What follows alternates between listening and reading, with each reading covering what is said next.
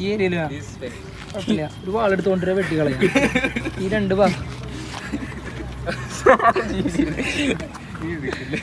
അല്ലാണ്ട് ഞാൻ എന്താ പറയുക. ഇന്ന് ഞങ്ങളുടെ ചലഞ്ചിന്റെ 24ാമത്തെ ദിവസമാണ്. SSGD 5 കിലോമീറ്റർ 20 മിനിറ്റിൽ ഓടാനുള്ള ചലഞ്ചാണ്.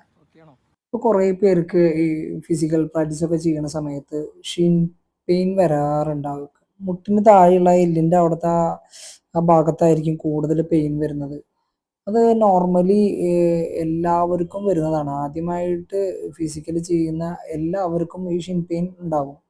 നമ്മുടെ അവിടുത്തെ മസിലുകൾ സ്ട്രെങ്ത് ഇല്ലാണ്ട് വരുന്നതാണ്. പിന്നെ ഓട്ടോമാറ്റിക്കലി വർക്കൗട്ടൊക്കെ ചെയ്ത് കഴിഞ്ഞിട്ട് നമ്മൾ സ്ട്രെച്ചിങ് കാര്യങ്ങളൊന്നും ചെയ്യാണ്ടിരിക്കുമ്പോൾ, അതുപോലെ വെള്ളം കുടിക്കാണ്ടിരിക്കുമ്പോൾ, റെസ്റ്റ് എടുക്കാണ്ടിരിക്കുമ്പോഴൊക്കെ ഈ പെയിൻ വരും.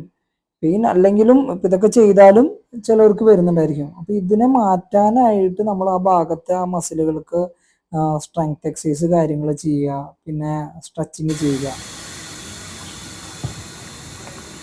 മതി മതി. നിങ്ങളെ ഈ മസിൽ കണ്ടില്ലേ, ഇവിടുത്തെ മസിലില്ലേ, ഇത് കഴിഞ്ഞിട്ടേ കൈ കൊണ്ട് അമർത്തി അമർത്തി നന്നായി ലൂസാക്കുക. നമ്മൾ എക്സസൈസ് കഴിയുമ്പോഴേ എല്ലാ ദിവസവും ഈ കൈയിൻ്റെ ഇങ്ങനെ താഴേക്ക് പിടിച്ച് അമർത്തി അമർത്തി നന്നായി ലൂസാക്കുക.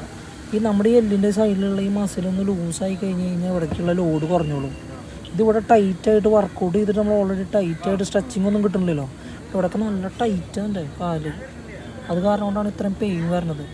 അത് ശ്രദ്ധിച്ചാൽ മതി. ഞാൻ ഐസ് വയ്ക്കുക, നന്നായിട്ട് ഐസ് വയ്ക്കുക, ചൂട് പിടിക്കുക, അങ്ങനെ മാറിക്കോളൂ. അത് പിന്നെ നന്നായിട്ട് റെസ്റ്റ് എടുക്കുക. അപ്പൊ തന്നെ അത് പതുക്കെ പതുക്കെ അത് മാറിക്കോളും. ഇത് ചെയ്ത് ചെയ്തിട്ട് ഇനി കുറേയൊക്കെ മാറും.